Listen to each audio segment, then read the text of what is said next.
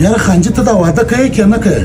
یار عثمان جان واده خو کوم اوس ته دا راته ووایه چې اوس زه واده د شهرا د نجلۍ سره وکړم او که د ښار د نجلۍ سره. یاره خانجي که د خوږو تاب لرې نو بیا د ښار د نجلۍ سره واده وکړه. څه مطلب؟ یاره خانجي څومره ساده دا دومره تعلیم دې وکړي په دې لا سر نه خلاص.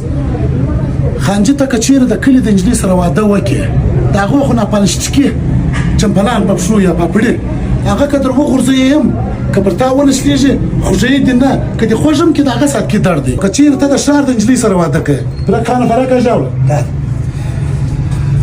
نو هغه دغه سینډلان پښو کوي نو که یوره چېرې په خطایي کې در وغورځوي او په ملا کې دې دغه ځای ولګېدی ولې چې غرغړې د طالبان په کابل کې واړو. څنګه خانجي اوس د عثمان مشوره دې ومنه که نه ومنه نو د ښار د نجلۍ سره واده کړې که د سارا د هغې سره؟